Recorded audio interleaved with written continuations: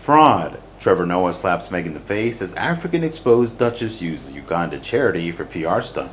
Recently, Meghan Markle was honored by philanthropy forum Uganda on their Twitter with the caption, "I'm an African philanthropist. Today we celebrate Meghan Markle, the Duchess of Sussex. Don't give it 5 minutes if you're not going to give it 5 years." Meanwhile, Trevor Noah, a South African comedian who was also being boasted by this organization, after hearing the news, he was very angry and expressed his displeasure. Trevor alleges that Meghan Markle is just trying to use Africa as a PR prop again, like Harry's meaningful upcoming Netflix documentary. "She's done nothing for Africa. I'm from here, as I can truly say, nothing has been mentioned anywhere of anything good that she's done. She doesn't know the true struggles, but love is playing the victim, living in a mansion rather than come here, then she'll see how grateful she is." You mean like the 5 years she invested in the royal family? No, she didn't need to, did she? As she said during that first tour of Africa, "I've got my baby, I've got my husband. Having got what she came for, she left." Upon discovering Meghan Markle's fraud, other members of the group also expressed their disgust. This photo was staged to make Meghan look like she really cared about the girl. Why didn't you choose another photo where she rolled her eyes in boredom and disgust surrounded by the kids? The truth about this sad day exists in photos and videos, so I can't celebrate the lie. She spent 17 months in the royal family after paying for her expensive wedding, which they didn't need, buying expensive clothes, paying for the baby shower, and spending on Frogmore. Excellent sentiment, but sadly not carried out by Miss Markle. 72 days as a working royal, think what positive things she could have achieved rather than the hugely destructive, but personally financially lucrative activities she's freely entered into whilst finding herself. Not long ago, Trevor Noah replaced Meghan Markle and has been signed as Spotify's newest podcaster. His podcast is slated to begin later this year. The news comes hot on the heels of Spotify's confirmation that they have canceled their contract with Meghan Markle after she allegedly did not meet productivity targets with her podcast.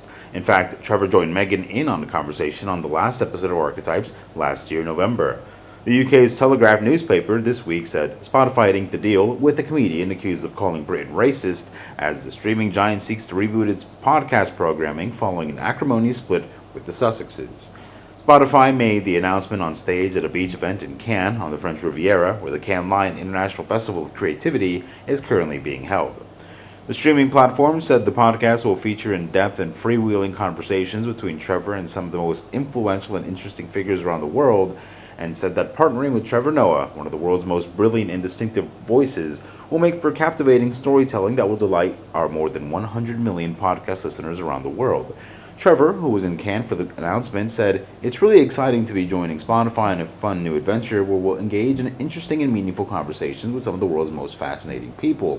We'll also probably fix every single issue humankind has ever faced, so you should definitely want to join us on every episode."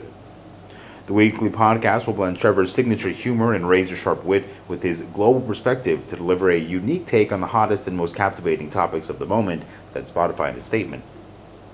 The news came after Spotify canceled Harry and Meghan's podcast, Archetypes. After all, aside from the multi-million-dollar deal the couple signed with the digital platform, the podcast itself was technically successful. It won the top podcast for the People's Choice Awards held in LA and was the top in its market in several countries worldwide in the first week that it was released, including the US and the UK. Hosting Archetypes on Spotify seemed like a mutual beneficial relationship for all involved, and potentially one of the reasons why Meghan put off her political aspirations.